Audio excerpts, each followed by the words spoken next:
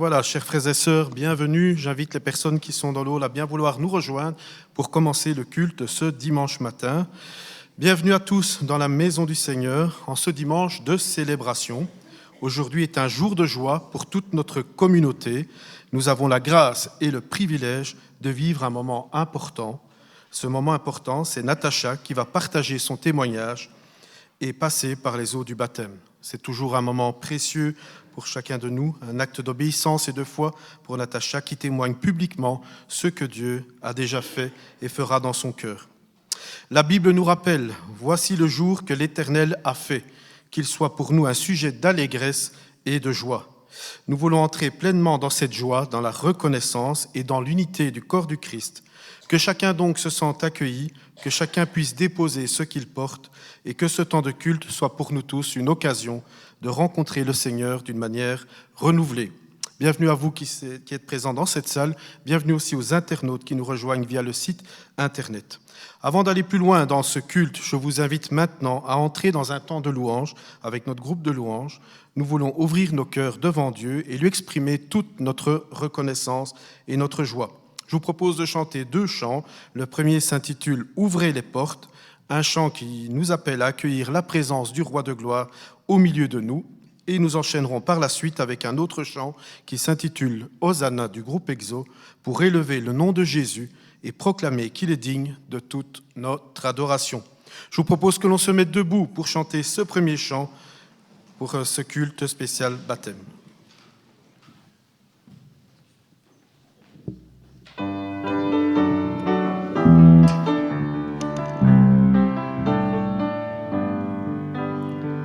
Ouvrez les portes, annoncez le roi et laissez Jésus entrer. Ouvrez les portes et ouvrez vos cœurs, il vient avec majesté. Ouvrez les portes à celui qui vient au nom du Seigneur.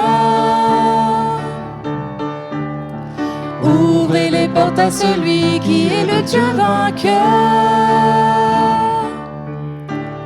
Ouvrez les portes, annoncez le roi et laissez Jésus entrer. Ouvrez les portes et ouvrez vos cœurs, il vient avec majesté. Ouvrez les portes à celui qui tient les clés de la vie.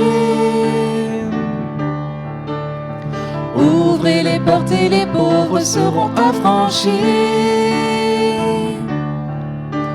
Ouvrez les portes, annoncez le roi et laissez Jésus entrer.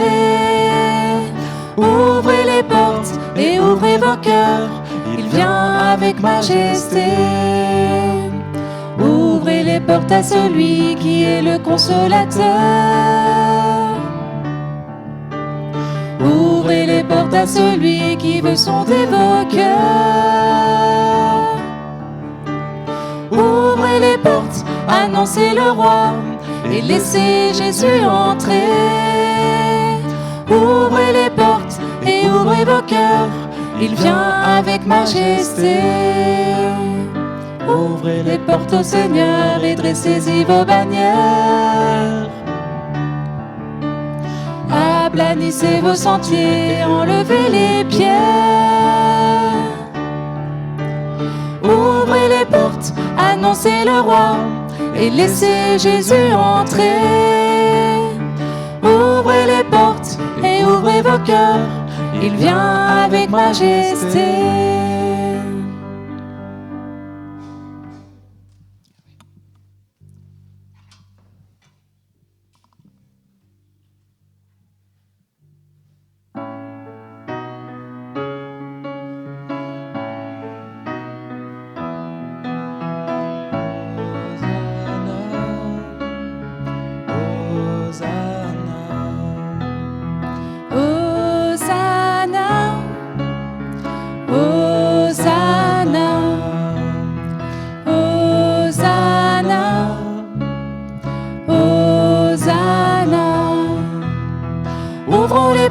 Au roi, au Dieu de gloire, lançons des cris de joie.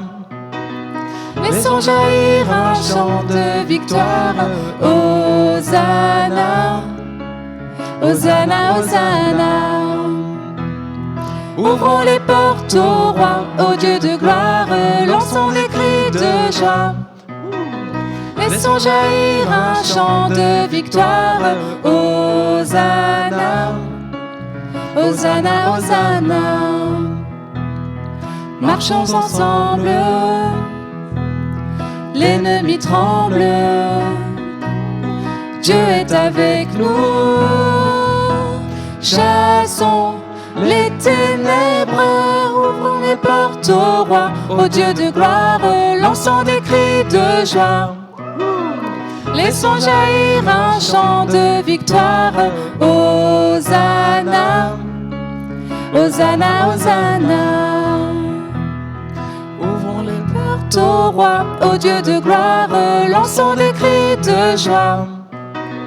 Laissons jaillir un chant de victoire, Hosanna, Hosanna, Hosanna. Qui pourra taire notre prière? Dieu est avec nous. Levons sa bannière, ouvrons les portes au roi, au Dieu de gloire, lançons des cris de joie. Laissons jaillir un chant de victoire, Hosanna, Hosanna, Hosanna. Ouvrons les portes au roi, au Dieu de gloire, lançons des cris de joie. Laissons jaillir un chant de victoire, Hosanna, Hosanna, Hosanna. Dansons devant lui, remplis de sa vie. Dieu est avec nous, chantons sa louange. Ouvrons les portes au roi, au Dieu de gloire, lançons des cris de joie. Laissons jaillir un chant de victoire, Hosanna, Hosanna, Hosanna. Ouvrons les portes au roi, au Dieu de gloire, lançons des cris de joie. Laissons jaillir un chant de victoire, Hosanna, Hosanna, Hosanna.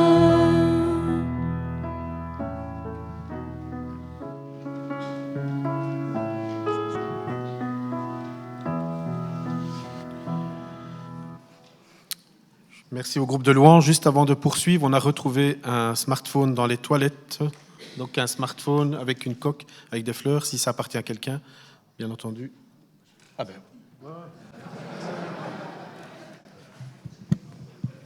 Ok. Je vous propose de remettre ce moment de culte dans la prière. Je vous propose de nous incliner dans la prière pour nous adresser au Seigneur. Seigneur notre Dieu, nous voulons commencer ce culte en te disant merci, te remercier pour ta présence au milieu de nous. Merci pour ta grâce, Père, qui nous rassemble. Et merci pour la joie que tu mets dans nos cœurs en ce jour de culte de baptême. Nous voulons te remettre ce temps entre tes mains, que tu conduises chaque étape, chaque parole, chaque chant, que tout ce qui vivra ici, Père, soit marqué par ta paix, par ta joie et par ton Esprit Saint. Nous voulons te remercier tout particulièrement pour Natacha. Merci pour l'œuvre que tu as commencée dans sa vie. Merci pour son témoignage. Merci pour sa décision de te suivre et de passer aujourd'hui par les eaux du baptême. Seigneur notre Dieu, nous voulons que tu la bénisses, que tu la fortifies et que ce moment soit pour elle une source de joie et de renouvellement. Père Céleste, merci d'ouvrir nos cœurs à ta parole. Fais de nous une communauté, Père, attentive et reconnaissante, et que ce culte, Père, soit un temps où ta gloire se manifeste et où chacun peut te rencontrer personnellement. Nous voulons te remettre toutes choses, Père, entre tes mains, et nous voulons vivre ce moment de joie avec toi et pour toi. Au nom de Jésus, nous te le demandons. Amen. Je vais laisser maintenant la parole à Yves pour la suite de ce culte.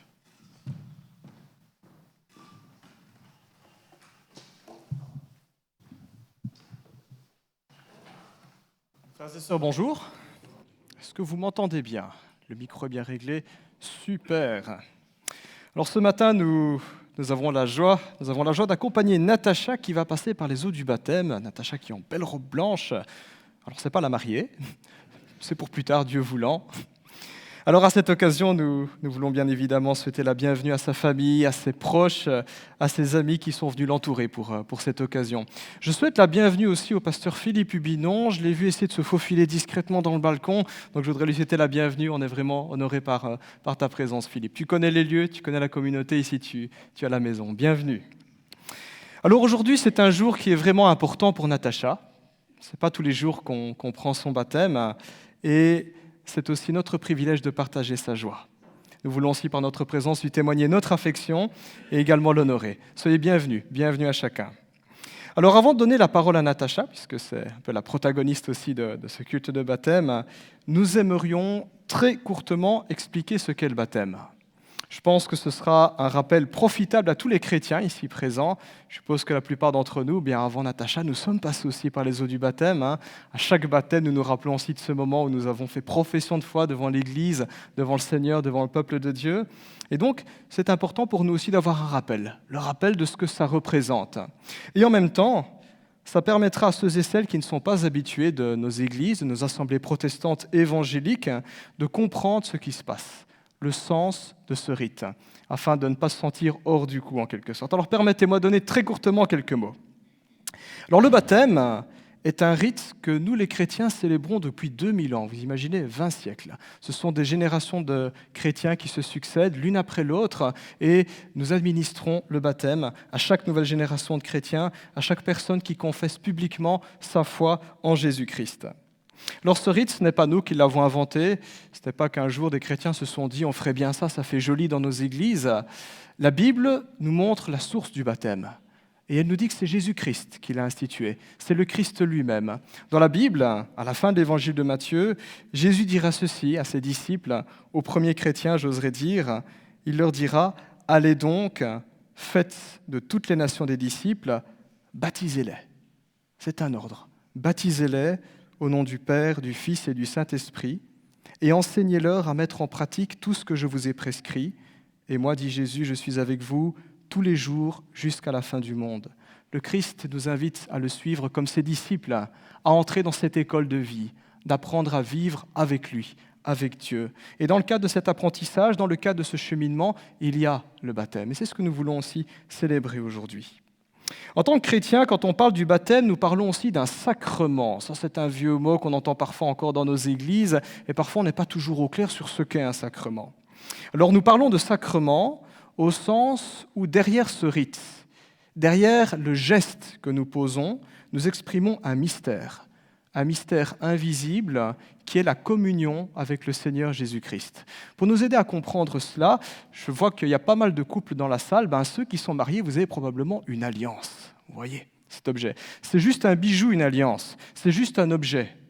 Mais derrière l'échange des alliances, quand on se marie, derrière ce geste, derrière ce bijou que nous portons, nous exprimons un mystère.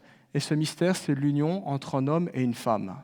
Eh bien, il y a un petit peu de cela dans le baptême aussi, derrière le geste, derrière le rite qui est posé. Nous symbolisons une communion, mais pas entre un homme et une femme, entre le croyant et entre son Seigneur et son Sauveur Jésus-Christ. Passer par les eaux du baptême, c'est un acte fort qui exprime de manière visible ce qui se passe dans le secret de notre cœur. Un cœur qui s'est attaché à Jésus-Christ, un cœur qui a accueilli Dieu dans sa vie. Passer par les eaux du baptême, c'est une manière de dire que ma vie est liée à Jésus-Christ. Dans le rite du baptême, il y a deux temps. Et chaque temps est porteur d'un message, porteur d'un symbole. Le premier temps est celui de l'immersion. Vous verrez dans quelques instants, notre sœur Natacha sera complètement plongée dans l'eau. Et ce geste symbolise la mort.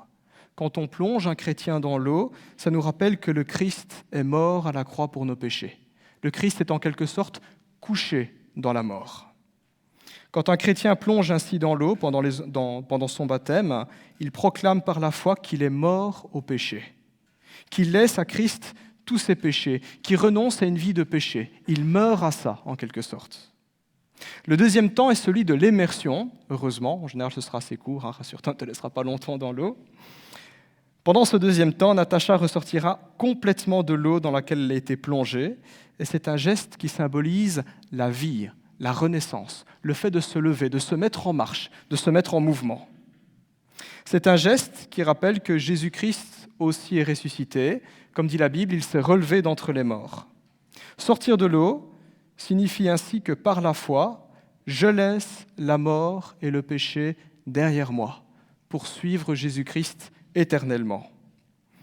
Ainsi, le rite du baptême est un rite qui parle de vie et de mort. C'est un rite qui, en quelque sorte, nous dit qu'en nous, il y a des choses auxquelles nous devons renoncer, il y a des choses qui doivent mourir en nous, ce que la Bible appelle le péché, et il y a des choses qu'il n'y a que Dieu qui peut faire vivre en nous. Il y a des choses que seul Dieu peut transformer, peut faire naître en nous.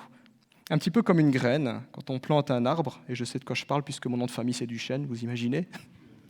Une graine, quand on la met en terre, elle doit mourir en tant que graine. Il faut qu'il y ait cet acte de mort afin qu'un arbre puisse naître. Le baptême exprime aussi cette réalité. En Christ, il y a des choses en moi qui meurent, le péché est englouti par la mort du Christ, et il y a autre chose qui prend naissance, cette vie surnaturelle que Dieu met en moi, cette paix, cette joie et cet amour. Le baptême nous parle aussi d'engagement. Si ce matin Natacha se présente à nous, c'est parce qu'elle en a exprimé le souhait. Personne ne lui a mis un revolver, personne ne l'a braqué, personne ne l'a forcé. C'est elle-même qui, à un moment donné, est venue nous trouver pour nous dire « Je souhaiterais passer par les eaux du baptême ». Nous avons donc commencé un parcours avec elle, ce que nous appelons dans notre Église une préparation au baptême. Dans d'autres communautés, on appelle parfois ça un catéchisme. Peu importe le nom, l'idée est de s'assurer que Natacha soit bien consciente, qu'elle comprenne bien ce qu'elle va faire, ce en quoi elle s'engage. Parce que dans nos communautés, nous sommes convaincus d'une chose, c'est que la foi est libre. On ne peut pas forcer qui que ce soit à croire. Parfois, à la télévision ou à la radio, on entend qu'il y a des groupes armés qui débarquent et ils obligent les gens à se convertir. Ce n'est pas des vraies conversions, ça, on n'a pas le choix. C'est un contre-cœur. Ce que le Seigneur nous demande, c'est un cœur à cœur. La foi est libre, la foi est personnelle aussi. Je ne peux pas croire pour quelqu'un d'autre. Je ne peux pas croire pour papa, pour maman, mon frère, ma sœur, mon oncle, ma tante. C'est par rapport à moi-même. Dieu s'adresse à moi, il demande une réponse. Et la foi est consciente. Il y a des choses à comprendre. Et une fois qu'on les comprend, on peut y donner une réponse. Je crois ou je n'y crois pas. La foi est libre, la foi est personnelle, la foi est consciente. Nous voyons dans les évangiles que Jésus-Christ n'a jamais forcé qui que ce soit à le suivre. Et toujours, Jésus a pris soin d'expliquer ce que signifie avoir la foi et marcher par la foi. C'est donc la démarche de Natacha, une démarche libre, consciente et personnelle, et c'est la démarche de chaque chrétien. Précisons aussi que ce n'est pas parce qu'on est dans une famille chrétienne qu'on est forcément chrétien. Ça, c'est souvent le piège. On se dit, parce que comme Obélix, je suis tombé dans la potion magique quand j'étais jeune, parce que j'ai grandi là-dedans, je suis chrétien. Pas du tout. Faire la paix est un choix. Jésus a toujours dit, suis-moi. Il y a cette invitation, je peux le suivre ou je peux rester sur place. Il y a un choix. Et marcher en paix avec Dieu ne se réduit pas à un sacrement, mais c'est une réalité qui se vérifie chaque jour. C'est important. J'entends beaucoup de gens qui disent parfois, moi je suis chrétien, j'ai été baptisé quand j'étais bébé, quand j'étais enfant, quand j'étais ado, que sais-je, et ils pensent que ça règle tout. Non. Marcher en paix avec Dieu, ça ne se réduit pas à juste un instant dans notre vie. C'est une démarche de chaque jour, qui se renouvelle chaque jour. C'est comme le mariage. Ce n'est pas que je me suis marié juste à une date précise, mais à partir du moment où j'ai dit oui, c'est pour la vie. C'est la même chose avec Dieu. Le baptême exprime aussi cette réalité, cet engagement-là, dont on veut témoigner publiquement. Aujourd'hui, notre sœur Natacha veut exprimer cet engagement publiquement, comme le Seigneur aussi a exprimé son engagement publiquement il y a 2000 ans, quand il est mort à la croix et quand il est ressuscité. Voilà, quelques mots pour le baptême. Chers amis, vous êtes des experts, maintenant vous êtes incollables.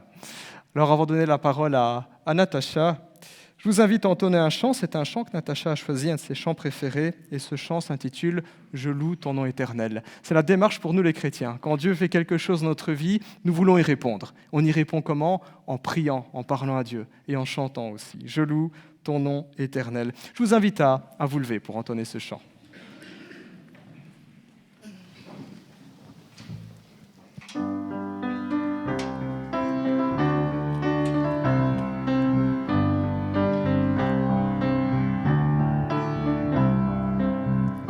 Je loue ton nom éternel. Seigneur, je célèbre ta bonté. Quelle joie tu vis en moi.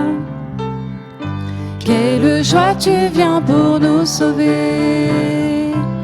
Tu viens du ciel sur la terre, montrer la voie de la terre à la croix, payer pour moi, de la croix jusqu'au tombeau, et du tombeau jusqu'au ciel, je loue ton nom éternel. Je loue ton nom éternel. Seigneur, je célèbre ta bonté. Quelle joie tu vis en moi. Quelle joie tu viens pour nous sauver. Tu viens du ciel sur la terre, montrer la voie de la terre à la croix, payer pour moi, de la croix jusqu'au tombeau, et du tombeau jusqu'au ciel, je loue ton nom éternel.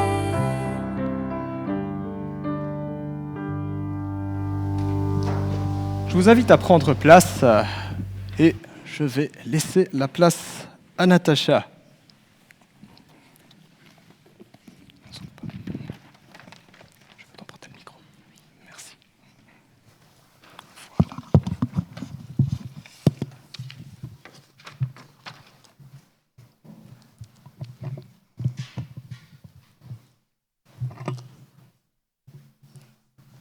Bonjour à toutes et tous, vous m'entendez bien? Vous allez bien? Moi ça va, écoutez, j'ai connu mieux. Aujourd'hui, je pense qu'il n'y a pas de surprise, les membres de l'Église l'ont déjà annoncé depuis longtemps. Je viens faire mon baptême, mais avant, il y a une petite confession de foi quand même à faire. C'est quand même un moment qui me tient à cœur, même si je suis un peu stressée, je vous avoue. C'est pas l'éclate. Mais c'est quand même un petit but de partager mon histoire, mon vécu avec Dieu et l'engagement que je prends avec lui devant vous tous. Bienvenue. Et ça me tient à cœur que vous soyez là.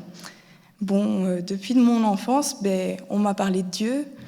J'ai eu cette énorme chance de grandir dans une famille chrétienne. Sacha, Christelle, mes parents, ils ont vraiment eu à cœur de m'élever, moi, mes frères, dans la foi. Ils m'ont parlé, ils m'ont amené à l'église.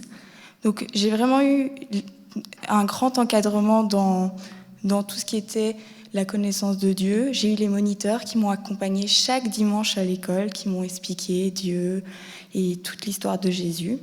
Donc l'histoire de Dieu, c'est pas quelque chose qui m'est inconnu. On m'en a parlé. J'avoue, quand j'étais petite, j'ai pas tout de suite compris pourquoi on venait me parler de Jésus à l'école du dimanche. Je comprenais pas tout le temps. Mais en grandissant, j'ai compris assez vite que la Bible, c'était pas juste un livre, qu'il y avait quand même une histoire derrière, et que la personne dont on me parlait, elle était quand même hyper intéressante, et qu'elle me touchait vachement. En fait, j'ai commencé à voir Jésus comme un compagnon, un ami, quelqu'un qui pouvait me guider tous les jours, et qui comprenait vraiment tout ce que je ressentais. Moi, j'ai toujours été extrêmement exigeante avec moi-même. Je suis très perfectionniste. Ça me met des fois dans des mauvaises situations. Et j'ai compris que j'avais quelqu'un qui était avec moi et qui, malgré mes défauts, il m'accompagnait et il me guidait. Et ça a été vraiment une révolution petite de comprendre ça. Mais c'est vrai que j'ai compris qu'avec cet amour, j'ai commencé un peu une relation. J'ai commencé à parler à Dieu, j'ai commencé à prier et j'ai vraiment eu un soutien au quotidien. Et ça a duré pendant un petit moment parce que lorsque j'ai eu 18 ans, c'est là où j'ai vraiment eu un choc. Il y a beaucoup de choses qui ont changé. Je suis allée à l'université, j'ai commencé mes études. Et c'est vrai que là, pour la première fois de ma vie, j'étais plus chez moi, j'ai vécu toute seule, dans un coach universitaire. Alors c'est très chouette au début, parce qu'on fait toutes les choses qu'on ne peut pas faire à la maison. On s'amuse bien. Mais une fois qu'on a fait un peu tout, on se lasse un peu.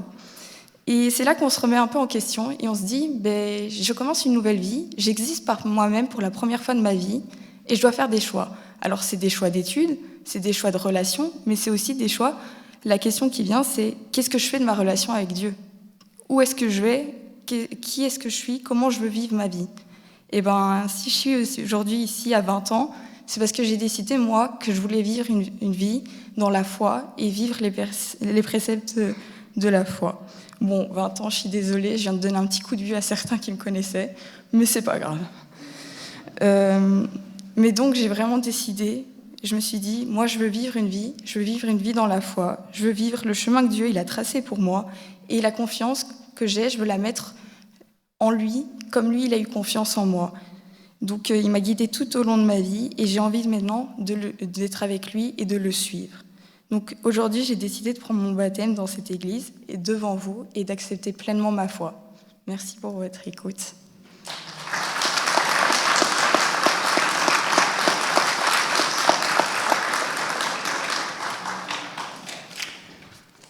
Natacha, merci beaucoup pour ces quelques mots. C'est ta vie, c'est ton témoignage, c'est une partie de toi aussi que tu nous as partagé. Merci beaucoup, en tout cas. Alors, j'ai été interpellé par ce que tu as partagé. J'ai pensé il y a trois mots qui me sont venus en tête. Le premier mot, c'était habitude. Tu es né dans une famille chrétienne. Et j'aime beaucoup le fait que tu aies souligné ça. Et dans ton témoignage, tu as parlé plusieurs fois « j'ai choisi ». J'ai choisi. La foi, malheureusement, ce n'est pas quelque chose qui est héréditaire. Et parfois, quand on se dit, papa et maman sont chrétiens, j'ai toujours grandi là-dedans, donc automatiquement, ça fait de moi quelqu'un qui est en ordre avec Dieu. Non. Dieu nous appelle à répondre. Et l'amour, c'est ça. L'amour est libre. Quand quelqu'un nous aime, il y a une réponse à donner. Un deuxième mot qui m'a surpris aussi dans ton témoignage, tu as parlé de perfection. Tu es très perfectionniste. Fais attention parce que les perfectionnistes, ils ne sont jamais satisfaits. Et d'un autre côté, c'est vrai que le perfectionnisme, on peut le trouver aussi parfois dans notre marche avec Dieu. Et il y a des gens qui croient que je n'en ferai jamais assez pour que Dieu puisse m'aimer, pour que Dieu puisse m'accepter. Et ce que j'aime beaucoup dans le message de l'Évangile, d'ailleurs l'Évangile ça veut dire bonne nouvelle, ce n'est pas la bonne nouvelle de ma perfection, c'est la bonne nouvelle de la perfection de Dieu. Ce n'est pas ce que moi je fais, ce n'est pas mes performances, c'est les performances de Dieu. Ce qui compte, c'est ce que Jésus-Christ a fait pour moi à la croix. Nous les chrétiens, nous appelons ça la grâce. Je ne le mérite pas, et pourtant je le reçois comme un cadeau. Dernière chose qui m'a interpellé dans ton témoignage, tu as parlé de ton aventure universitaire où on se retrouve tout seul, où on peut faire tout plein de choses. Ce qui ne se passe à l'université reste à l'université, mesdames et messieurs. Mais c'est vrai que c'est d'un moment dans la vie, cette transition peut parfois être vraiment stressante parce que, comme tu l'as dit, pour la première fois de ma vie, je me suis retrouvé seul, loin de chez moi. Et ça parle à chacun d'entre nous parce que nous avons certainement vécu des moments où on se dit « ça, je ne l'ai jamais vécu avant et je me sens seul ». Les repères ont complètement bousculé. Et tu as parlé de comment tu as impliqué Dieu dans ce moment-là. Et je crois que c'est important aussi, comme on l'a lu quand Jésus-Christ a donné l'ordre du baptême. Jésus a dit « Je suis avec vous tous les jours jusqu'à la fin du monde ».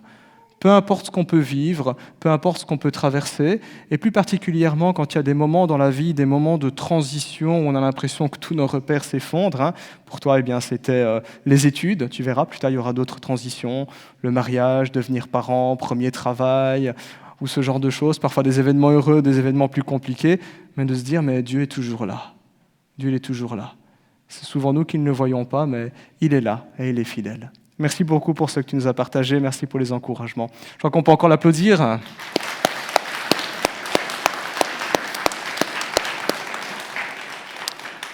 Et maintenant, on peut le dire littéralement, il faut sauter à l'eau. Je t'invite à m'accompagner. Alors si la famille, les amis et les proches le souhaitent, vous pouvez venir ici. Vous êtes les bienvenus. Pas d'obligation, mais il y a la place pour vous. Je t'en prie. Voilà, on va déposer les affaires. Voilà, oui. Hop. On entend, je me prépare.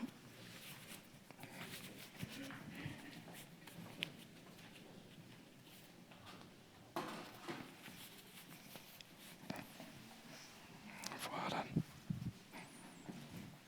Soupe, attention, ne tombe pas.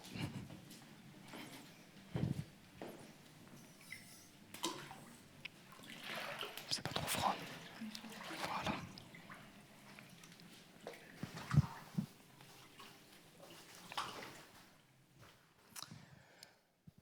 Natacha, ma sœur, en présence du Seigneur, en présence de son Église, de ta famille, de tes proches, est-ce que tu confesses Jésus-Christ comme ton Sauveur et ton Seigneur ?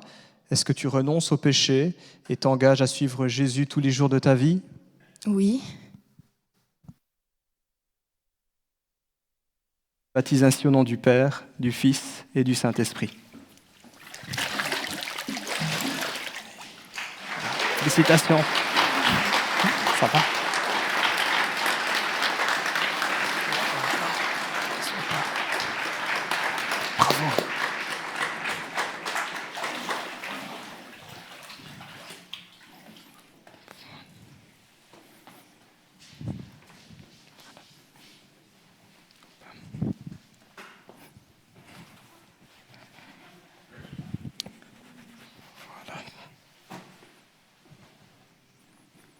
Je vous invite à reprendre place.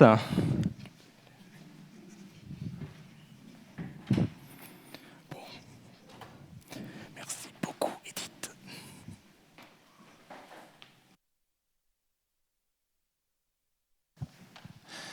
Je propose à la famille et aux amis de reprendre place. Et nous allons poursuivre pendant que Natacha se change, se sèche, par 2 chants.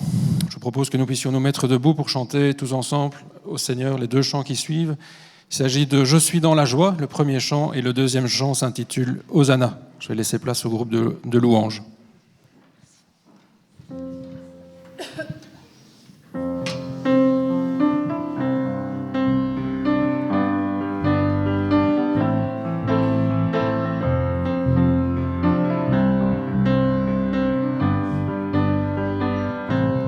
Je suis dans la joie, une joie immense.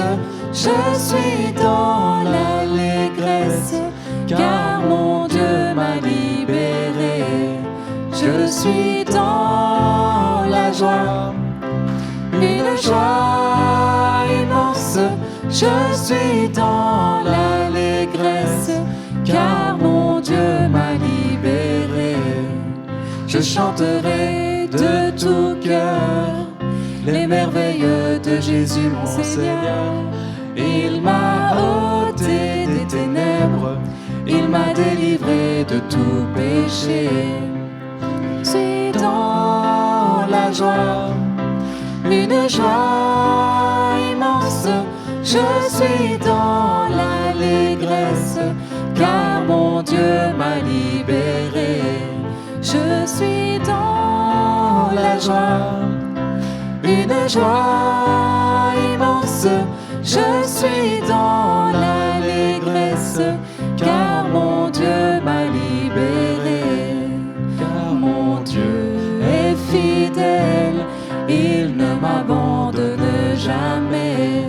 Je n'ai plus rien à craindre, car mon Dieu m'a libéré. Dans la joie, une joie immense. Je suis dans l'allégresse, car mon Dieu m'a libéré. Je suis dans la joie, une joie immense. Je suis dans l'allégresse, car mon Dieu m'a libéré.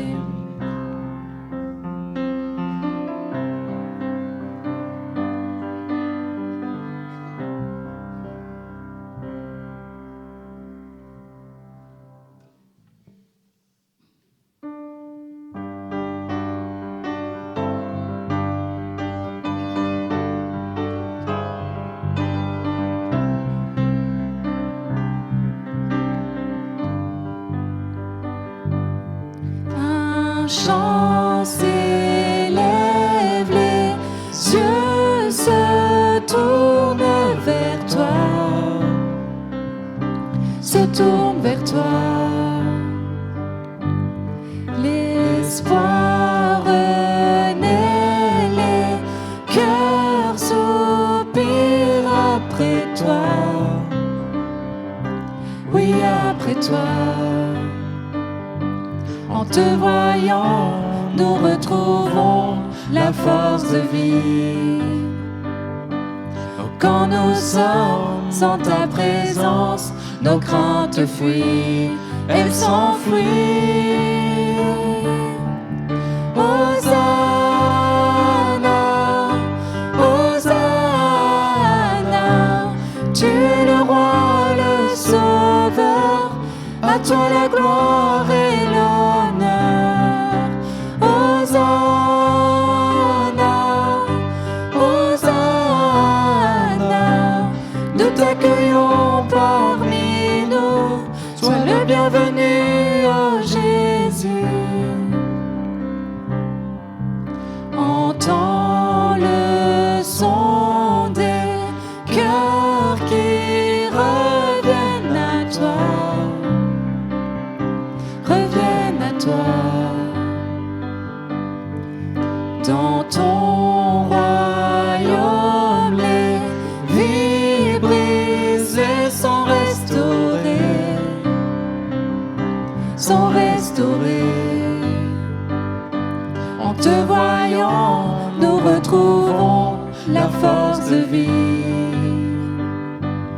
Quand nous sommes en ta présence, nos craintes fuient, elles s'enfuient. Hosanna, Hosanna, tu es le roi, le sauveur, à toi la gloire et l'honneur. Hosanna, Hosanna, nous t'accueillons parmi nous, sois le bienvenu, ô Jésus.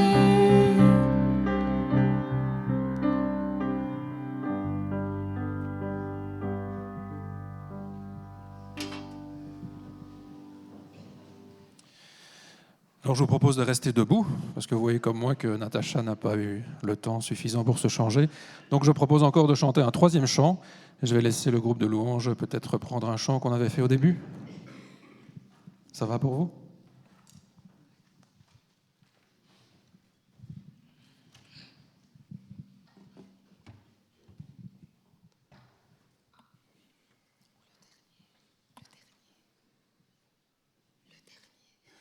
Le dernier, c'est Nous annonçons le roi, j'aime 799.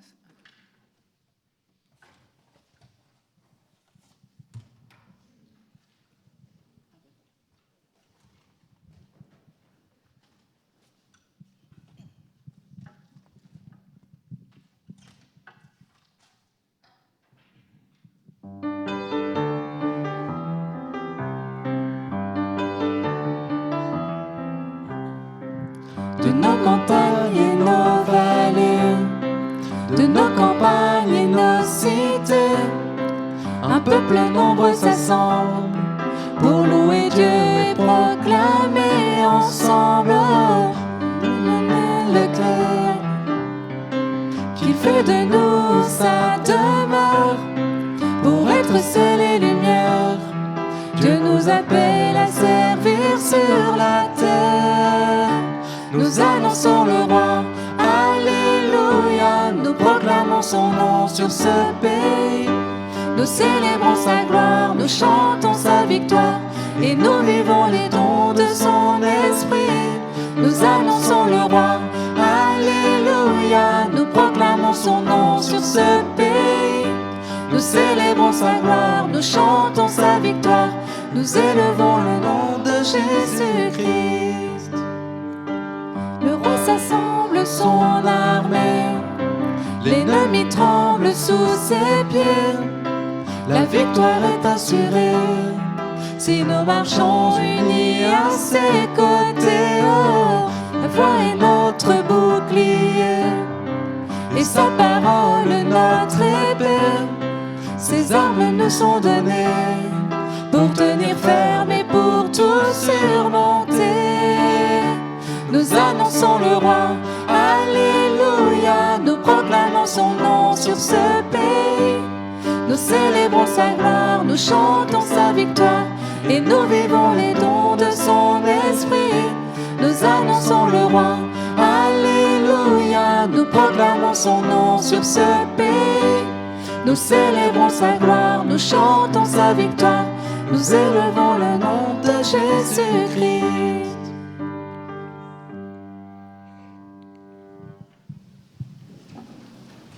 Voilà, chers amis, prenons place.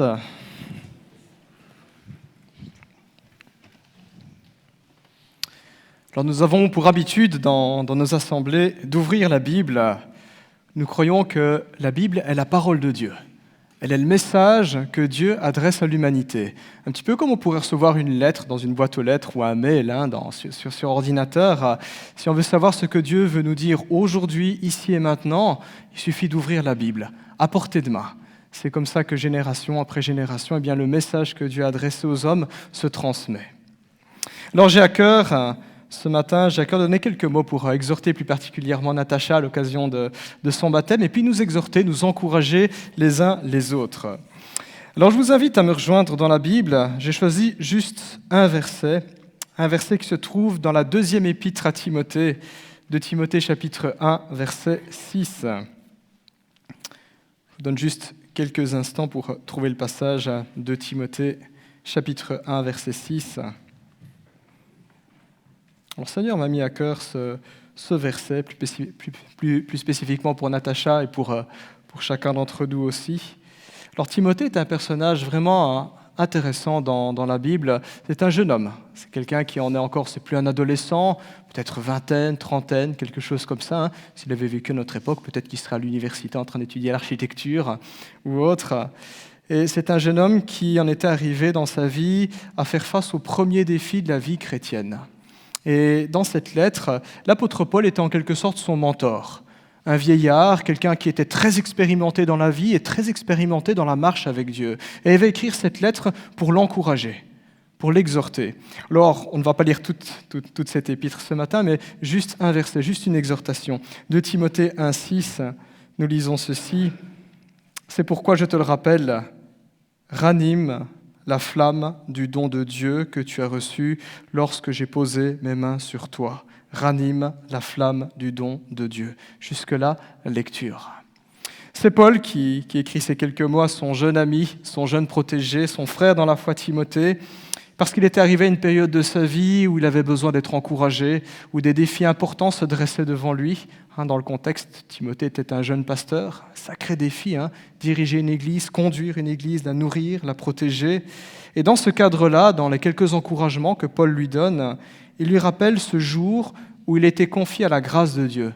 Il parle du jour où on lui a imposé les mains. Ça, c'est un geste que les chrétiens font parfois dans les églises. Quand on prie pour quelqu'un, parfois on impose les mains. C'est un symbole de consécration à Dieu. C'est une manière de dire, Seigneur, on te le remet d'une manière toute particulière. Et dans le cadre de ce rappel, Paul lui dit, ranime la flamme du don de Dieu. Dans ce texte, nous voyons que la foi, frères et sœurs, c'est comme un feu que Dieu allume au plus profond de notre cœur. Ce n'est pas un incendie qui va tout ravager sur son passage, semant mort et destruction, comme on a vu à la télévision cet été, mais c'est plutôt un feu qui apporte de la chaleur, de la vie, de la lumière. Mais c'est un feu qu'il nous appartient d'entretenir, d'attiser. Il faut faire quelque chose de ce feu. Vous l'avez remarqué, le temps se refroidit, l'hiver approche et peut-être que dans la salle, certains se chauffent encore au bois ou au charbon. Et si c'est le cas, vous savez très bien que pour entretenir le feu, il faut se retrousser les manches. Il faut monter des sacs de charbon, il faut couper du bois, il faut le stocker, il faut l'amener jusque-là. Il y a des efforts à déployer. Il en va de même pour la vie chrétienne. Le plus grand ennemi de la foi, ce ne sont pas les épreuves, ce ne sont pas les difficultés, ce ne sont pas l'incrédulité. Le plus grand ennemi de la foi, quand on la compare à un feu, c'est la négligence. La négligence. Et beaucoup tombent dans ce piège, la négligence. Les baptêmes, ou un baptême, comme on a vécu aujourd'hui à l'instant, ce sont des moments forts dans la vie d'un chrétien. Moments forts dans la vie d'une église. Des moments, j'oserais dire, qui vont attiser ce feu de la foi dans notre cœur. On écoute le frère ou la sœur qui exprime l'engagement d'une vie de foi. Nous entendons que la personne dit « Christ m'a sauvé de mes péchés, je mets ma foi en lui, je veux le suivre pour tous les jours de ma vie ». Et quand on entend cette profession de foi, nous, l'Église, nous nous réjouissons, nous rendons grâce à Dieu, et puis nous reconnaissons aussi le frère et la sœur qui passent par les eaux du baptême comme un vrai disciple de Jésus-Christ. On l'accueille comme membre de l'Église.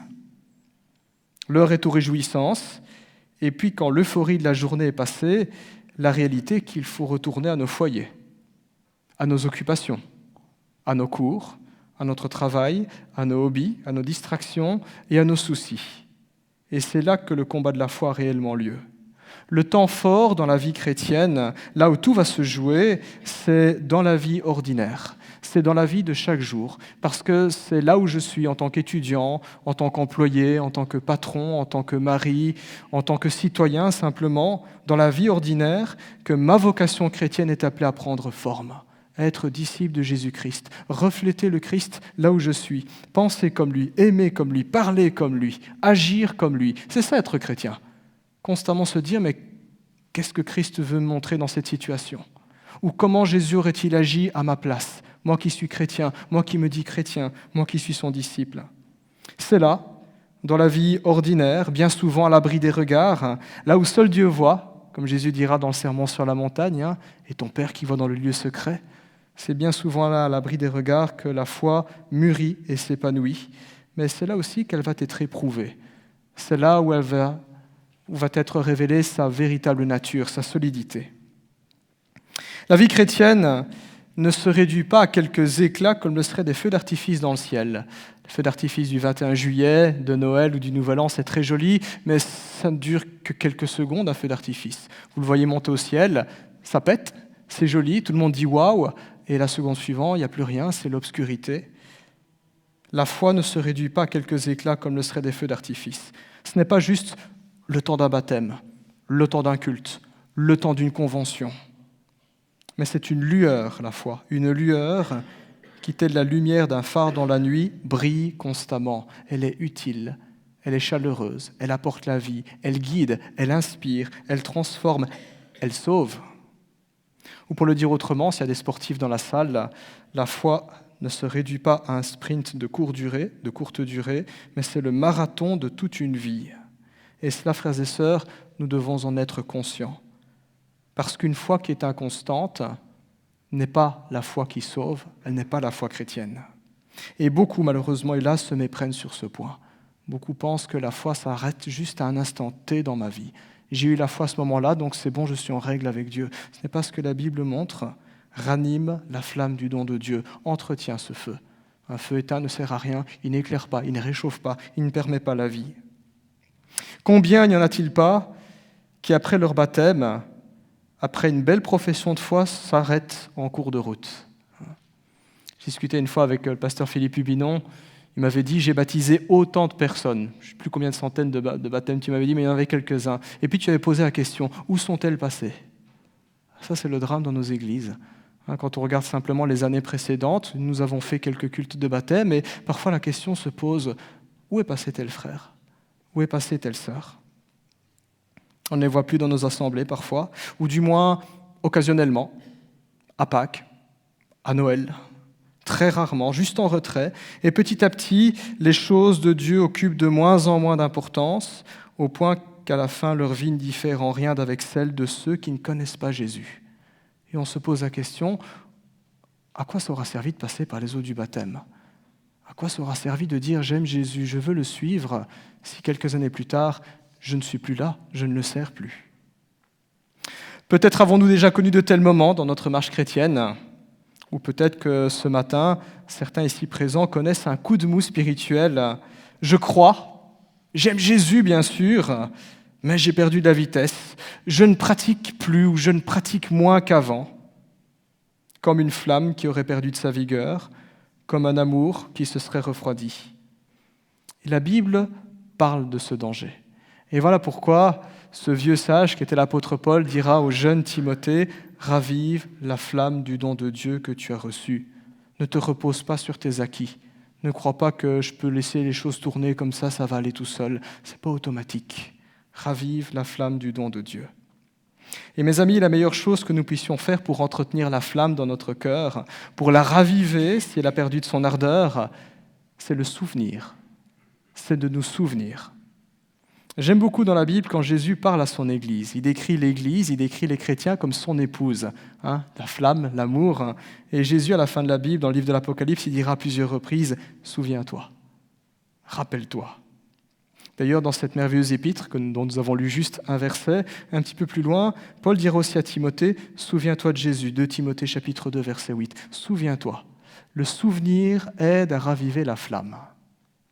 Ceux qui sont déjà venus chez moi, enfin chez nous, puisque je suis marié, bien ils savent que dans notre living, il y a sur le mur un cadre qui s'impose. Et ce n'est pas n'importe quel cadre, c'est le cadre le plus grand, le plus gros dans les dimensions. Il est important. Nous voulons que tout le monde remarque ce cadre. Et sur ce cadre se trouve immortalisé un moment qui est extrêmement important.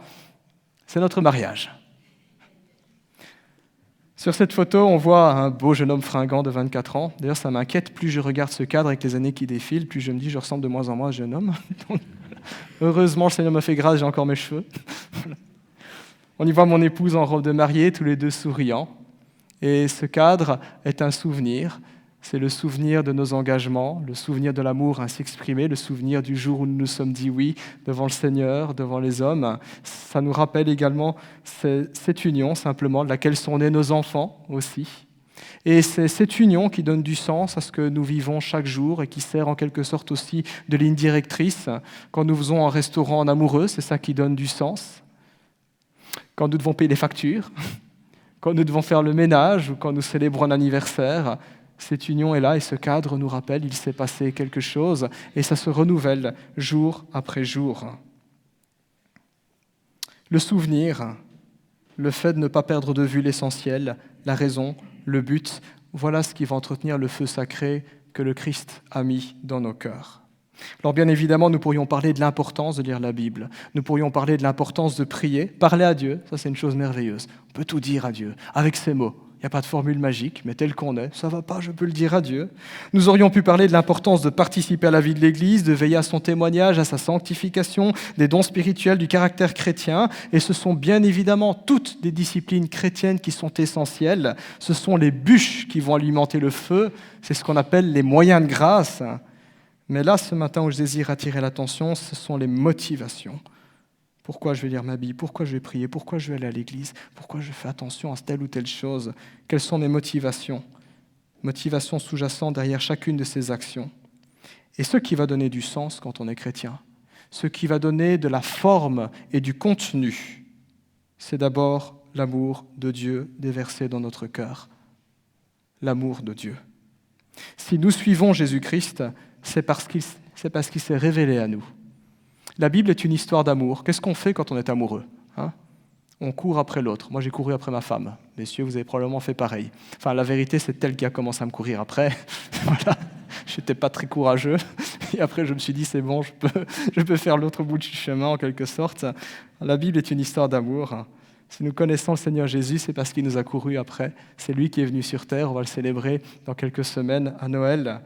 Puis nous avons compris qui il était, nous avons écouté son message et nous avons trouvé en lui un ami fidèle, un frère loyal, un sauveur, un Seigneur. Nous avons trouvé notre Dieu. Pour le dire simplement, nous sommes tombés amoureux en quelque sorte. Le Seigneur a mis cette flamme dans notre cœur, la flamme de la foi qui sauve. Nous l'aimons parce que lui nous a aimés le premier, parce que c'est lui qui est venu sur terre alors que nous étions encore pécheurs, alors que nous ne le connaissions même pas, que nous n'étions même pas encore nés. La Bible dit tous nos jours étaient inscrits devant lui. Il était déjà émerveilleux. Un peu comme des parents qui vont accueillir un enfant, l'enfant n'est pas encore là, les parents l'aiment déjà. Extraordinaire l'amour de Dieu. Il a aimé des pécheurs, il a donné sa vie pour nous à la croix. Il est ressuscité et il nous appelle à entrer dans cette relation, à croire en lui, à lui faire confiance et à l'écouter. Si ce n'est pas l'amour que nous recherchons en tant que chrétiens, si ce n'est pas l'amour divin qui porte nos efforts, alors toutes nos belles pratiques religieuses et nos grandes idées sont stériles, elles ne servent à rien, elles sont pure hypocrisie. C'est juste une façade, mais ça ne change rien. La foi chrétienne, ça transforme une vie. C'est cette rencontre avec Dieu. Voilà pourquoi la Bible dit « Souviens-toi de Jésus-Christ ». Ou comme le dirait l'apôtre Paul à Timothée, « Ranime la flamme du don de Dieu ». Souviens-toi. Souviens-toi de ce qui s'est passé dans ta vie et ne le laisse pas comme ça à l'abandon de côté comme un meuble ou un bibelot, mais utilise-le, vis-le, nourris-le. Voilà pourquoi la Bible souligne combien cet amour déversé dans nos cœurs par le Saint-Esprit est haut, large et profond. Ainsi, Natacha, ainsi, chers frères et sœurs, il est inévitable qu'un jour notre foi vacille. J'oserais dire que c'est normal, ça fait partie du voyage sur terre quand on est chrétien. Il arrive parfois où on doute. Il arrive parfois où on se dit « j'en ai marre, c'est difficile ». Mais le souvenir de la croix, le souvenir de Jésus, ce cadre, j'oserais dire, sur notre mur, dans notre cœur, qui nous dépeint l'amour de Dieu, le souvenir de la croix gardera toujours nos cœurs et nos pensées en Jésus-Christ. Ne perdons jamais de vue l'amour que Jésus a pour nous, et nous avancerons toujours dans la bonne direction, comme une boussole. Ça ne veut pas dire que le chemin est confortable, mais nous aurons la bonne direction. Amen. Je vous invite à prier. Nous nous plaçons devant toi, Seigneur, en tant que ton peuple. Nous te rendons grâce encore pour ta parole, la Bible. Nous voulons encore nous émerveiller de ton amour pour nous. Tu ne nous as pas donné des choses, tu t'es donné toi-même et tu as donné ta vie pour chacun d'entre nous. Seigneur, nous reconnaissons que tes plans sont parfaits. Et Seigneur, nous confessons que bien souvent, nous ne marchons pas dans tes plans. Notre prière, Seigneur, est que tu puisses bénir chaque chrétien ici présent, lui rappeler ton amour, lui rappeler ses engagements, et le remplir à nouveau de ton esprit, le couvrant de ta force, de ton amour et de ta sagesse dans les jours qui viennent.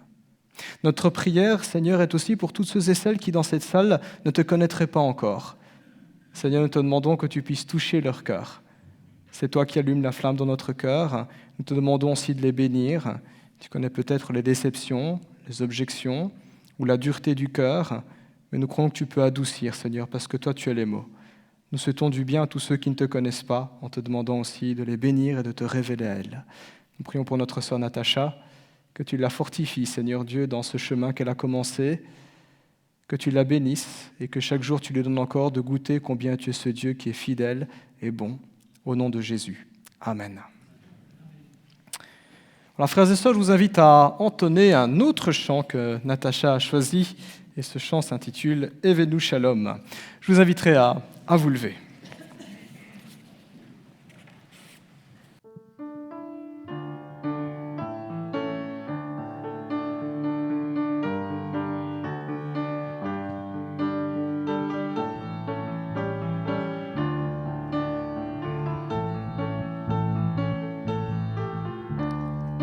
Shalom Aleichem, Evenu Shalom Aleichem, Evenu Shalom Aleichem, Evenu Shalom, Shalom, Shalom Aleichem. Nous vous annonçons la paix, nous vous annonçons la paix, nous vous annonçons la paix, nous vous annonçons la paix en Jésus.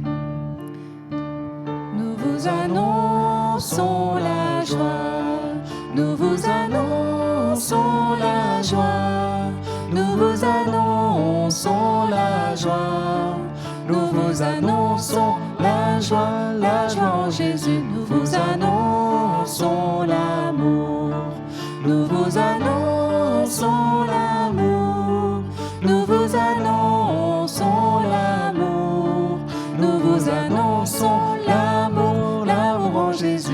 Annonçons la paix, nous vous annonçons la paix, nous vous annonçons la paix en Jésus. Sans la joie, nous vous annonçons la joie, nous vous annonçons la joie, nous vous annonçons la joie en Jésus. Nous vous annonçons l'amour, nous vous annonçons l'amour, nous vous annonçons l'amour, nous vous annonçons l'amour, l'amour en Jésus.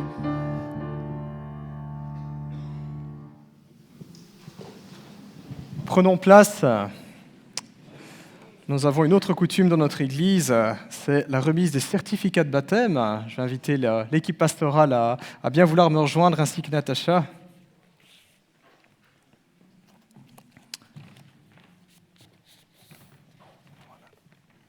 Et c'est Manu qui remettra le certificat.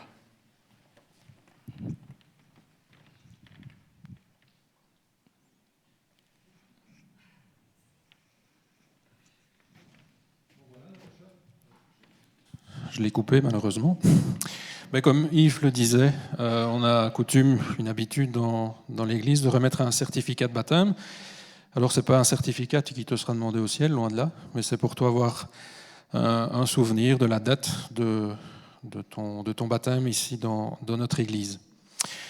Et à l'occasion, nous choisissons toujours un texte par rapport au témoignage que le baptisé nous donne. Et pour toi, j'ai choisi dans Ésaïe 12, chapitre 12, au verset 2, le texte qui dit « Dieu est mon sauveur, je serai plein de confiance et je n'aurai plus peur, car l'Éternel, oui, l'Éternel est ma force et le sujet de mes louanges, c'est lui qui m'a sauvé. » Voilà, je te le remets. Comme ça, tu as ton certificat de baptême. Peut-être applaudir aussi Natacha.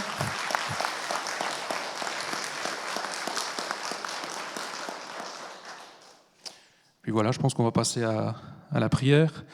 J'inviterai aussi toute l'Église à bien vouloir se lever en signe de participation et d'association aussi à cette prière Et nous courbons les têtes pour remettre ce moment dans les mains du Seigneur.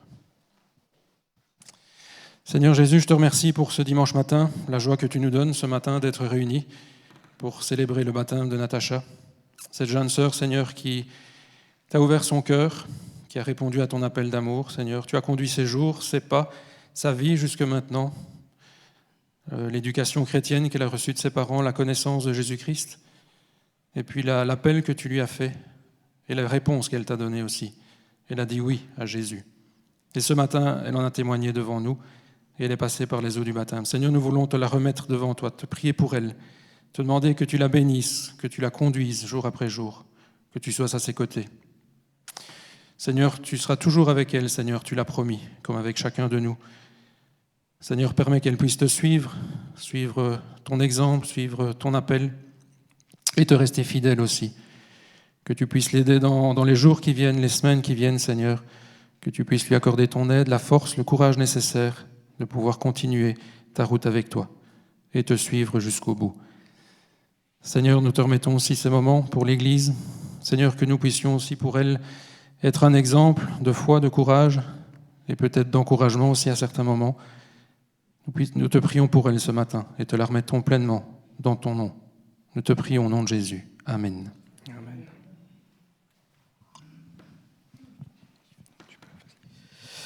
Oui, notre Dieu, notre Père, nous voulons te remettre Natacha entre tes mains. Nous sommes dans la joie, Père, de la voir appartenir, Seigneur, à la grande famille de Christ éternel. Que son témoignage, Seigneur, puisse aussi encourager d'autres dans cette salle, Seigneur, qui n'ont pas encore pris cette décision. Nous voulons vraiment, Seigneur, que tu touches les cœurs, Seigneur, de chacun. Père Céleste, je veux te la remettre entre tes mains, elle et sa famille, Seigneur. Merci, Seigneur, de la guider, de la protéger, Seigneur. Tu ne nous promets pas, Seigneur, un chemin facile, éternel, mais tu nous promets, Père, ta fidélité pour toutes les épreuves, Seigneur, qui seront devant nous. Nous voulons vraiment te remettre Natacha entre tes mains, que tu l'encourages, Seigneur, dans ce chemin qu'elle a tracé, Père, avec toi, et que tu diriges encore toutes choses, Père, durant toute sa vie. Gloire te soit rendue, Père éternel. Dans le nom de Jésus, nous te le demandons. Amen. Amen.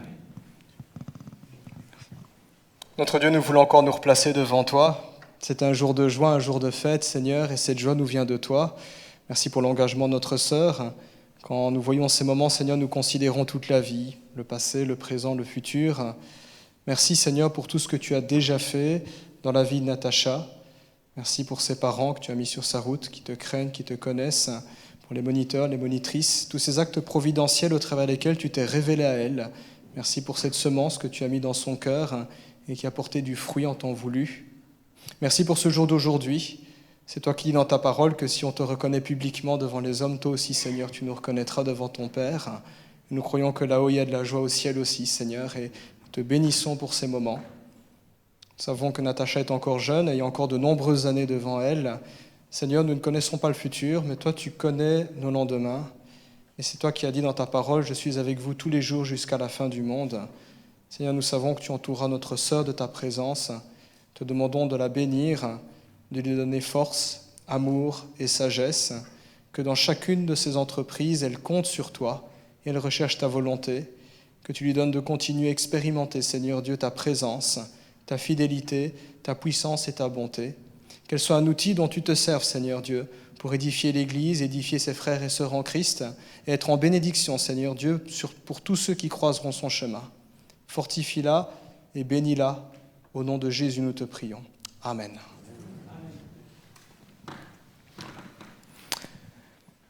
Je vous invite à prendre place.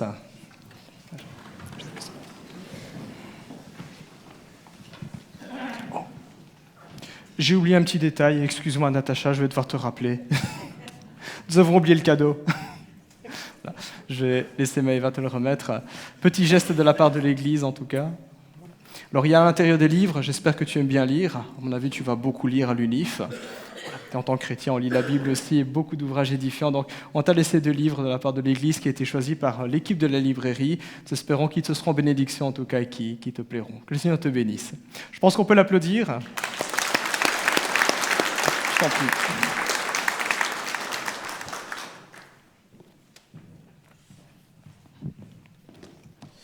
Voilà, nous allons poursuivre notre culte par un autre chant avant de célébrer la Sainte Seine, auquel bien sûr Natacha sera notre invitée. Poursuivre avec le groupe de louanges avec un autre chant qui s'intitule « À la croix, je me prosterne », un chant qui nous rappelle l'amour de Jésus, son sacrifice et la grâce qui nous a été offerte. Que ce moment soit pour chacun un retour à l'essentiel, reconnaître ce que Christ fait pour nous et lui dire toute notre reconnaissance. Je propose que l'on se remette debout. S'il y a des frères et sœurs qui ont des difficultés, bien entendu, peuvent chanter assis. Les internautes aussi, derrière leur écran, peuvent chanter avec nous, avec notre groupe de louanges. À la croix, je me prosterne.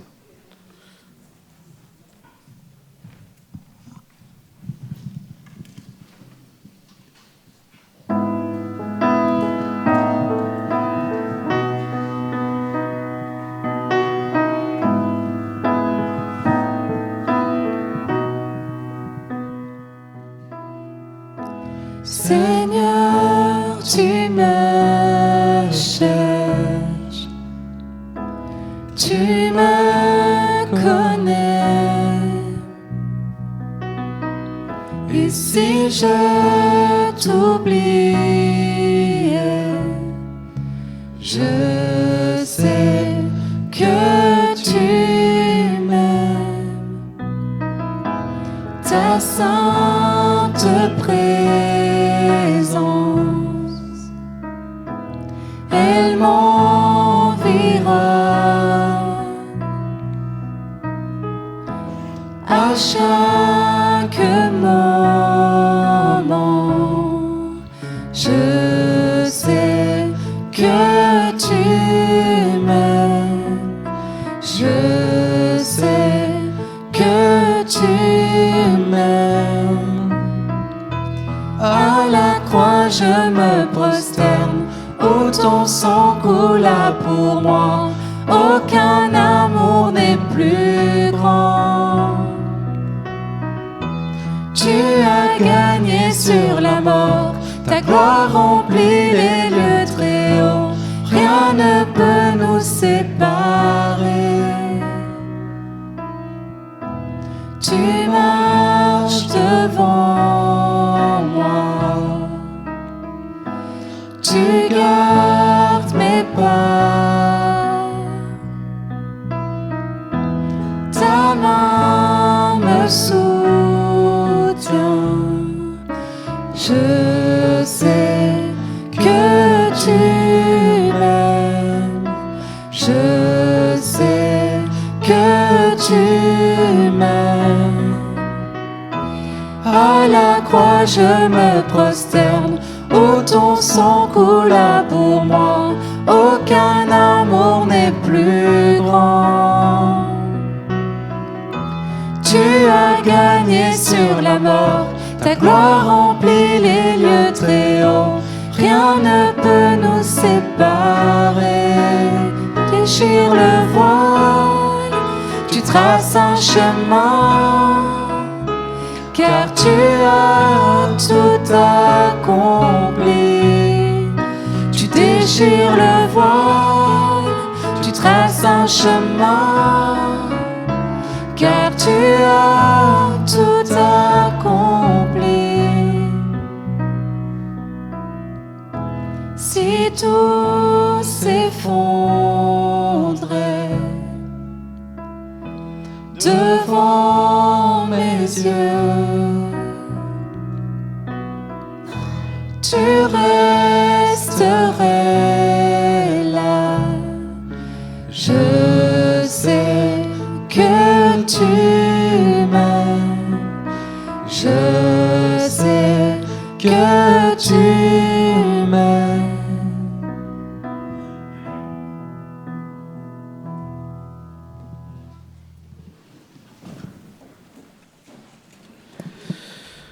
Chers frères et sœurs en Christ, aujourd'hui nous nous réunissons pour célébrer un moment sacré et significatif qui est la Sainte Seine. C'est un acte de mémoire, de communion avec notre Seigneur Jésus-Christ qui a institué lui-même ce repas la veille de sa crucifixion. La Sainte Seine nous rappelle le sacrifice ultime de Jésus pour nos péchés. Par son corps brisé et son sang versé, nous sommes réconciliés avec Dieu. Ce repas symbolise non seulement ce sacrifice, mais aussi notre unité en tant que famille de Dieu. Je vais maintenant vous lire un passage des Écritures qui nous rappelle l'institution de cette Sainte Seine dans 1 Corinthiens 11 à partir du verset 23. 1 Corinthiens 11 à partir du verset 23. « Car j'ai reçu du Seigneur, c'est l'apôtre Paul qui parle, ce que je vous ai enseigné, c'est que le Seigneur Jésus, dans la nuit où il fut livré, prit du pain, et après avoir rendu grâce, le rompit et dit, « Ceci est mon corps qui est rompu pour vous. Faites ceci en mémoire de moi. » De même, après avoir soupé, il prit la coupe et dit, « Cette coupe est la nouvelle alliance en mon sang. Faites ceci en mémoire de moi toutes les fois que vous en boirez. Car toutes les fois que vous mangez ce pain et que vous buvez cette coupe, vous annoncez la mort du Seigneur jusqu'à ce qu'il vienne. C'est pourquoi celui qui mangera le pain ou boira la coupe du Seigneur indignement sera coupable envers le corps et le sang du Seigneur. Que chacun donc s'éprouve soi-même, et qu'ainsi il mange du pain et boive de la coupe. Car celui qui mange et boit sans discerner le corps du Seigneur mange et boit un jugement contre lui-même. » Après avoir entendu ces paroles, préparons nos cœurs pour recevoir le pain et le vin en souvenir du corps et du sang de notre Seigneur. Que ce moment soit pour nous une occasion de renouveau spirituel et de profonde communion avec Christ. Avant de participer à ce repas, prenons chacun un moment pour nous examiner nous-mêmes, que chacun de nous examine son cœur, se réconcilie avec Dieu et se prépare à recevoir ces éléments avec foi et gratitude.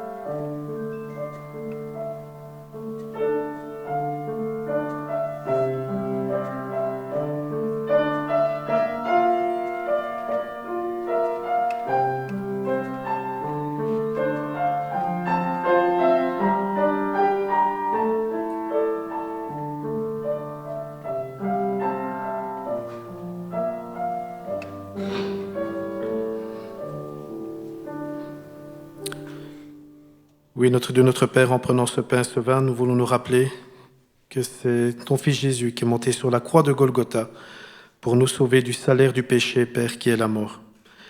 Mais tu as manifesté ton amour pour chacun de nous en sacrifiant ton Fils Jésus-Christ, Père, qui a pris le fardeau de nos péchés. Gloire te soit rendue, Père, pour ce cadeau inestimable que tu as fait pour nous. Dans le nom de Jésus, Seigneur, nous voulons t'exprimer toute notre reconnaissance et notre amour et te remercier pour notre Seigneur Jésus qui est vivant. Gloire à toi, dans le nom de Jésus. Amen. Nous invitons à ce repas tous les frères et sœurs qui sont passés par les eaux du baptême, qui ont rendu publiquement témoignage, comme l'a fait ce matin Natacha. Nous invitons les frères et sœurs à participer à ce repas. S'il y a des frères et sœurs qui viennent d'une autre communauté, qui sont aussi en ordre et qui sont passés par les eaux du baptême, nous les invitons à participer à ce repas. S'il y a des frères et sœurs dans cette salle qui n'ont jamais participé à ce repas, ni ici, ni ailleurs, nous leur demandons d'en parler aux pasteurs, aux anciens, afin de rester conformes aux Écritures, de veiller au bon ordre dans notre communauté.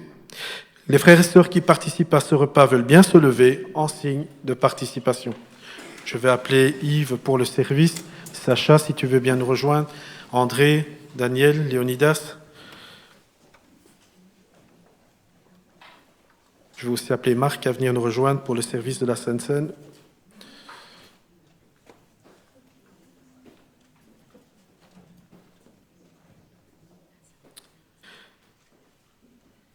Je demanderai à Léonidas de prier pour le pain que nous mangerons et je demanderai à Marc de prier pour le vin que nous boirons.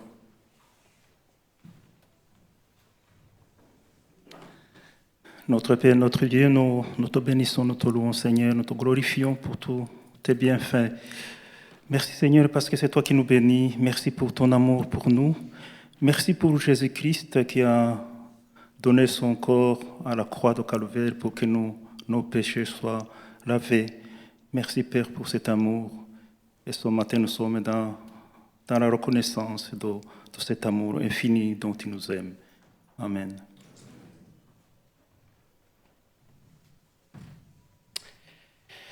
Père Céleste, nous ne méritions rien du tout, Seigneur.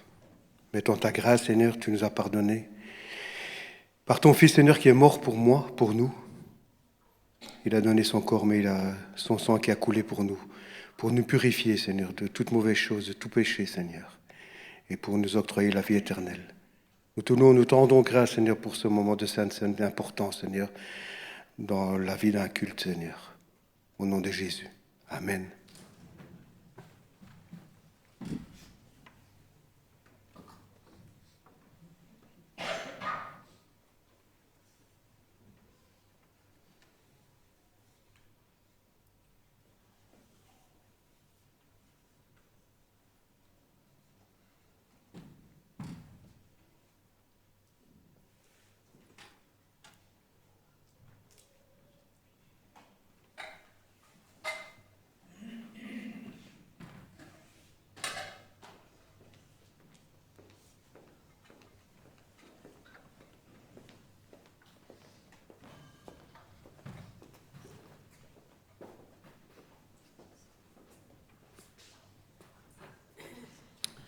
En prenant ce pain, nous voulons nous rappeler que c'est le corps de Christ qui a été brisé pour chacun de nous.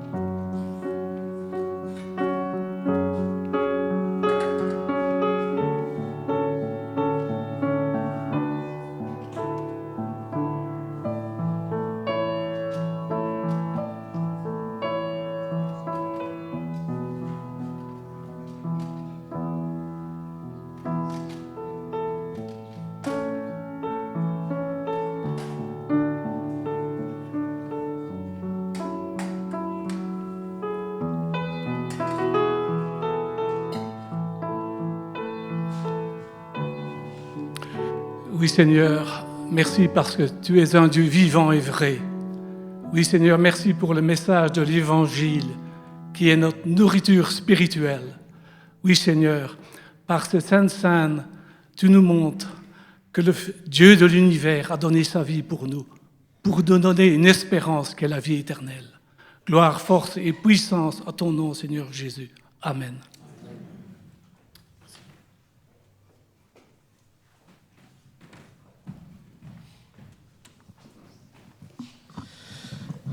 Voilà, nous poursuivons notre culte. Je vous rassure, nous sommes dans les temps. Nous allons proclamer notre foi avec un autre chant. Nous l'avons déjà chanté tout à l'heure, donc nous allons le maîtriser. Nous annonçons le roi. Un chant qui affirme que Jésus est Seigneur, qu'il règne et que nous voulons le faire connaître autour de nous. Juste pendant ce chant, nous allons donc, frères et sœurs, tout ce que nous avons vient de Dieu. Et c'est avec reconnaissance que nous lui offrons ce que nous avons en signe de notre adoration et de notre fidélité. Le Seigneur nous appelle à être généreux, à participer activement à l'œuvre de son royaume. Et de la même manière, lorsque nous apportons notre offrande, ce n'est pas la quantité qui importe, mais l'attitude avec laquelle nous donnons. Que ce soit donc avec joie, avec gratitude et amour pour notre Seigneur.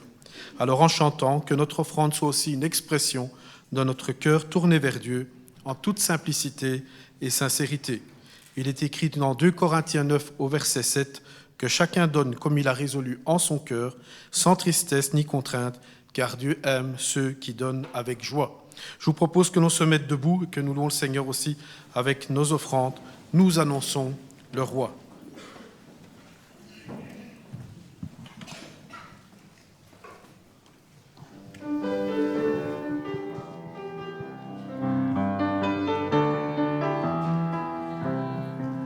De nos montagnes et nos vallées, de nos campagnes et nos cités, un peuple nombreux s'assemble pour louer Dieu et proclamer ensemble qu'il est le Créateur, qui fait de nous sa demeure pour être sel et lumière. Dieu nous appelle à servir sur la terre. Nous annonçons le roi, alléluia. Nous proclamons son nom sur ce pays. Nous célébrons sa gloire, nous chantons sa victoire. Et nous vivons les dons de son esprit. Nous annonçons le roi, alléluia. Nous proclamons son nom sur ce pays. Nous célébrons sa gloire, nous chantons sa victoire, nous élevons le nom de Jésus-Christ.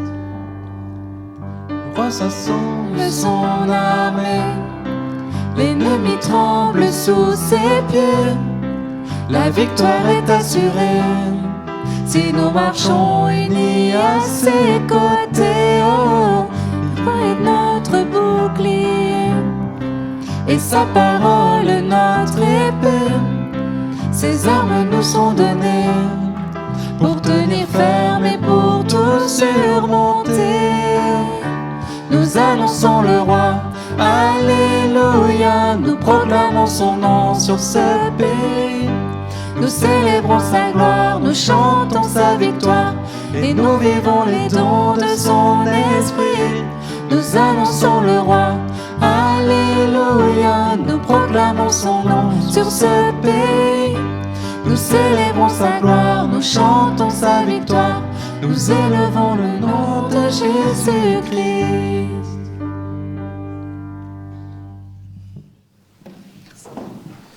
C'est notre frère André qui remettra les offrandes de ce matin dans les mains de notre Seigneur.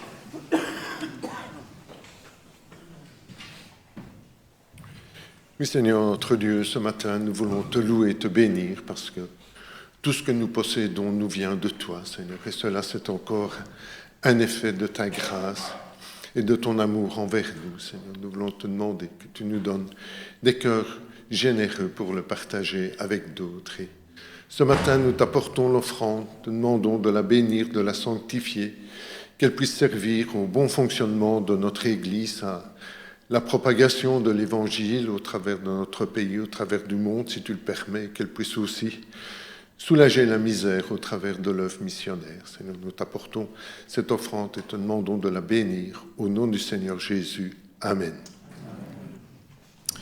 Quelques annonces avant de nous séparer, qui vont s'afficher à l'écran. Ce mardi soir à 19h30, l'étude biblique dans nos sous-sols avec le pasteur. 19h30, l'étude biblique. Le jeudi à 20h, pour les personnes concernées, la préparation au baptême. Et donc, comme a suivi Natacha, c'est un cours qui prépare finalement avec le pasteur pour la signification du baptême. Donc, jeudi à 20h, avec le pasteur Yves. Samedi à 10h, les Amis du Samedi pour les enfants de 6 à 12 ans, un club spécial Noël à 10h jusqu'à 13h30 avec Manon et toute son équipe. Et l'après-midi à 15h, c'est le club des ados également, donc à 15h pour les ados. Les ados ont confectionné des bricolages de Noël. Nous irons les porter aux personnes âgées. Je vais donner la parole à Manon. Nous irons les donner aux personnes âgées dans les maisons de repos, dans d'autres qui vivent à leur domicile, pour avoir ce lien aussi avec nos ados et nos plus anciens. Je vais donner la parole quelques minutes à Manon pour qu'elle nous explique son club spécial Noël pour les enfants de 6 à 12 ans.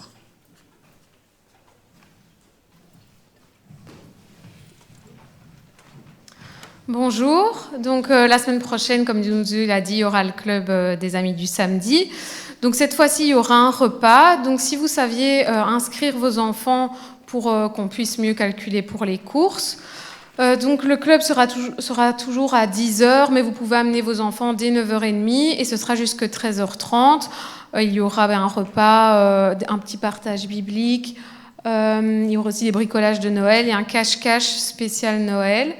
C'est toujours bien pendant le club de Noël d'habiller vos enfants un peu sur le thème de Noël, pull de Noël, bonnet, voilà, si vous avez, c'est toujours marrant pour les photos. Voilà, n'hésitez pas si vous avez des questions et si vous n'êtes pas dans le groupe WhatsApp, que vous soyez parents ou grands-parents, vous pouvez venir vers moi, je vous rajouterai. Merci. Voilà, merci à Manon, à toute son équipe. Donc le club pour les 6-12 ans, même si voilà, le programme est tentant, il faut avoir 6 et 12 ans pour aller au club. Donc n'oubliez pas 15h le club ado. Dimanche prochain, notre culte. Voilà, et d'autres annonces. Ok, n'oublions pas donc le Nouvel An à l'église avec Paul et Amandine et toute l'équipe qui prépare cela. Donc n'hésitez pas à vous inscrire pour fêter le Nouvel An ici au sein de notre église. Ce sera le 31 décembre et les inscriptions se font via Paul et Amandine. Le séminaire Famille de l'Église, le 7 février 2026, au sein de notre église, de la CIM, avec une réduction de 10 €, comme cela se fait dans nos locaux. Donc n'hésitez pas à vous inscrire. Les inscriptions sont ouvertes également. Encore une annonce via la librairie. Je vais laisser la parole à Marie-Luce pour les calendriers de l'Avent. Bonjour. Voilà, j'ai un scoop. C'est bientôt Noël, mais Manon vient d'en parler aussi. Et nous avons reçu de BLF 5 calendriers de l'Avent. L'Avent commence demain, 1er décembre. Et quand vous allez tourner les pages, vous n'allez pas avoir des petits chocolats, mais plutôt des facettes de Jésus, parce que c'est Jésus qui rend Noël joyeux. Donc une facette de Jésus, par exemple demain, celui qui rend Noël joyeux, c'est Jésus. Et alors, de l'autre côté, il y a une méditation. Voilà, nous en avons donc reçu 5, c'est pas beaucoup, donc premier arrivé, premier servi. Ils sont au prix de 12,90 €. Merci.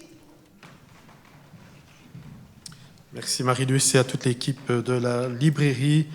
C'est toujours aussi important dans la semaine d'avoir aussi un petit ouvrage à lire et continuer à nous connecter avec le Seigneur en plus de la Bible. Merci aussi aux équipes de nettoyage pour le travail fourni, donc pour avoir un culte, une église propre, des sous-sols propres. Donc il y a toute une équipe qui est là et voilà, vraiment chapeau à toute l'équipe. Ils sont souvent dans l'ombre, mais le travail est ô combien précieux. Juste après le culte aussi, il y aura une vente de jus de pomme comme chaque année avec Manu et Audrey. Nous ne faisons pas de commerce, rassurez-vous. Les bénéfices sont intégralement réinvestis pour les enfants, donc une vente de jus de pomme juste dans le hall. Je pense avoir tout dit. Et il y a un service café juste après le culte, donc n'hésitez pas, café, limonade, eau dans nos sous-sols. Vous allez remarquer que dans nos sous-sols, le son s'est bien amélioré. Donc il y a quelques travaux qui ont été réalisés avec aussi l'équipe travaux. Merci aussi à David et à toute l'équipe qui chapeaute aussi ce service. Et donc ce n'est plus une caisse de résonance en bas maintenant. Et donc vous allez pouvoir communiquer tout ce que vous voulez. Mais vraiment, voilà, on a amélioré cette acoustique aussi dans nos sous-sols qui nous semblait bien nécessaire et pour les enfants et pour les adultes. Chers frères et sœurs, nous arrivons au terme de ce culte. Nous voulons rendre grâce à Dieu de tout ce que nous avons vécu ensemble ce matin. Merci au Seigneur pour sa présence, pour sa parole, pour le témoignage et le baptême de Natacha que nous félicitons encore, elle et toute sa famille. Que ce moment reste gravé dans nos cœurs comme un rappel de la fidélité et de la grâce de notre Seigneur. J'espère que chacun repartira encouragé, renouvelé et rempli de gratitude et que Natacha continue à marcher chaque jour dans la lumière du Christ avec notre soutien et nos prières.